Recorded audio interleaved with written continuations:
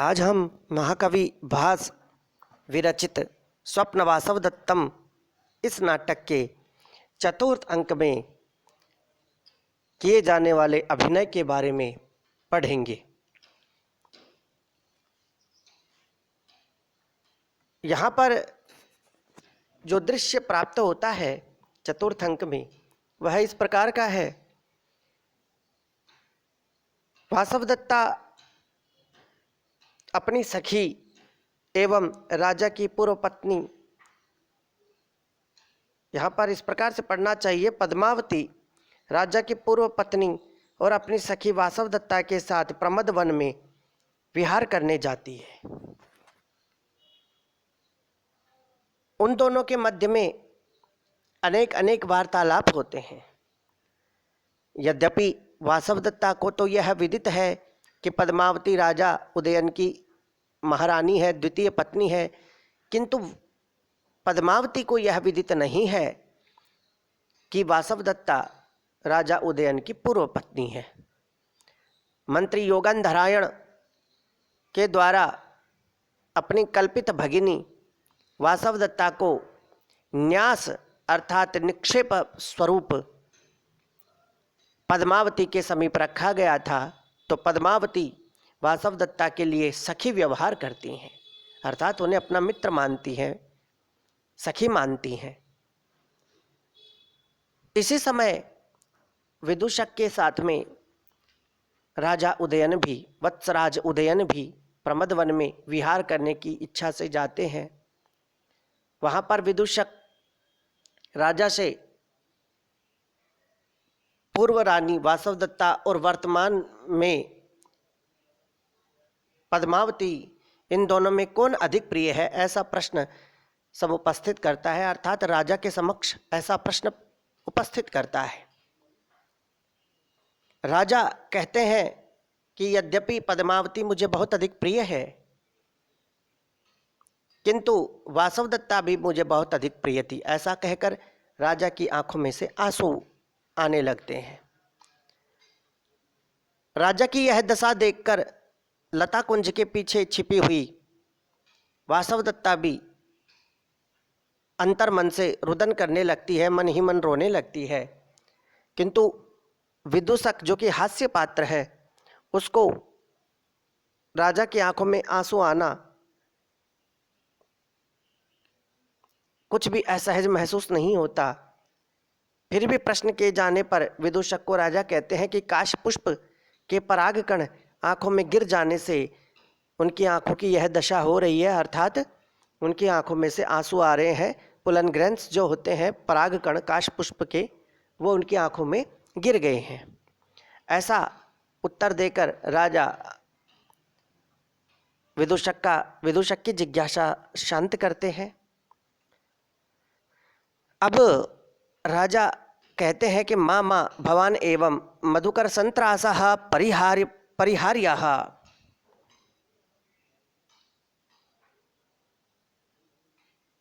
नहीं, ऐसा मत कहिए और भ्रमरों का भय मिटा देना चाहिए। वो अब श्लोक बोलते हैं, मधुमद कला मधुरा मदनार्ताभिः प्रियाभिरूपगूढाः पादन्यासा विषण्णा वयमेव कान्ताभियुक्ताः स्युः। अत्र आर्यावृत्तो अस्ति, मात्रकोऽयं वृत्तः। मधुमद कला मधुकरा मदनार्ताभिः प्रियाभिरूपगूढाः पादन्यास विषण्णा वयमेव कान्ताभियुक्ताः स्युः। अर्थात मधुमद कलाः पुष्परसपानेन उन्मत्ताः भूत्वा मधुरं गुञ्जयन्तः मदनार्थाभिः कामपीडिताभिः प्रियाभिः प्रियतमाभिः भ्रमरीभिः उपगूढाः आलिङ्गिताः मधुकराः भ्रमराः पादन्यासविषण्णाः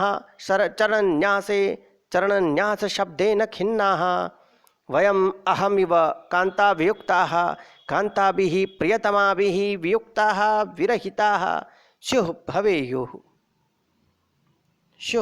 भवेयुः।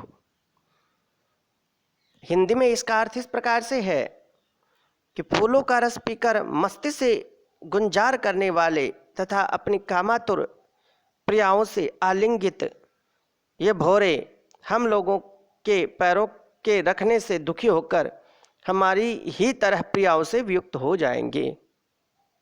अर्थात विदूषक इन भौरों को मारना चाहते हैं, किंतु राजा उन्हें ऐसा करने से रोकते हैं। वे कहते हैं कि इन भ्रमरों की गलती नहीं है जो हमें काट रहे हैं, क्योंकि फूलों के रस को पीने से ये उन्मत्त हो गए हैं। जैसे शराब पीकर आदमी उन्मत्त हो जाता है, उसी प्रकार ये भी फूलों के रस को पीकर उन्मत्त हो चुके हैं तथा अपनी कामातुर प्रियाओं से आलिंगित ये भंवरे, अर्थात इनकी प्रियाएं, इनकी पत्नियां, इनकी जो प्रेमिकाएं हैं भ्रमरियां, वो इनके पास है और इनसे आलिंगित हैं।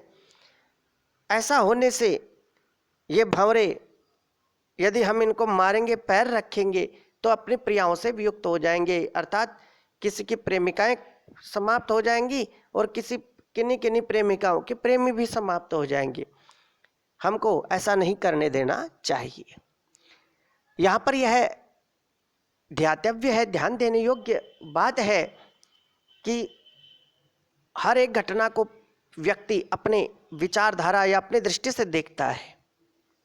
चूँकि राजा उदयन अपनी प्रिया से वियुक्त है, अर्थात अपनी पत्नी वासवदत्ता से उनका बिछोह हो चुका है, इसलिए वो ये कहते हैं कि इनका बिछोह नहीं हो जाए, अपनी प्रियाओं से वियुक्त नहीं होने चाहिए। चूँकि वो स्वयं अब अकेले रह गए हैं, इसलिए वो कहते हैं कि इनको अकेले नहीं होने देना चाहिए।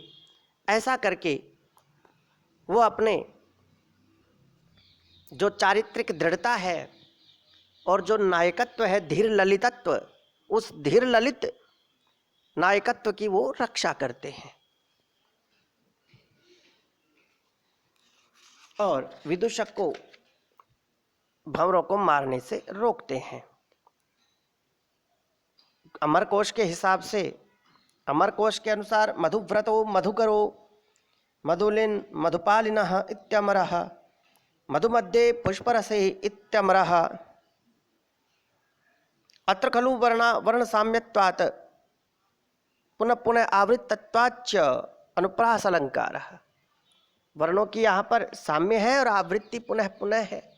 देखिए, मधु मद मकार की पुनः पुनः, कला मधुकरा मदनार्ताभिप्रियाभि रूपगूढ़। यहाँ पर शाब्दिक और वर्णिक रिपीटेशन हो रहा है, पुनरावृत्ति हो रही है, फलतः यहाँ पर पुनरावृत्ति अलंकार है। अनुप्रास अलंकार भी यहाँ पर विशेष रूप से ध्यातव्य है। अनुप्रास अलंकार में किसी वर्ण की या किसी शब्द विशेष की पुनरावृत्ति होती है। अनुप्रासः शब्द साम्यम वैषम्य अपि स्वरस्य यत् स्वरस्य वैषम्य अपि शब्दस्य अर्थात वर्णस्य साम्यत्वं साम्यता अनुप्रास अलंकारः भवति। श्लोक में आर्यावृत्त है। आर्यावृत्त वह एक वार्णिक छंद, मात्रिक छंद है। और इसके बाद में अगला श्लोक आता है। यह बहुत ही इंपॉर्टेंट और प्रमुख श्लोकों में इसकी गणना की जाती है। वह इस प्रकार से है। दुःखं त्यक्तुं बद्धमूलोऽनुरागः स्मृत्वा स्मृत्वा याति दुःखं नवत्वं यात्रा त्वेषा यद् विमुच्येह पावाष्पं प्राप्ता नृण्या याति बुद्धिः प्रसादम। पुनः सुनिए। दुःखं त्यक्तुं बद्धमूलोऽनुरागः स्मृत्वा स्मृत्वा याति दुःखं नवत्वं यात्रा त्वेषा यद् विमुच्येह वाष्पं प्राप्ता नृण्या याति बुद्धिः प्रसादम।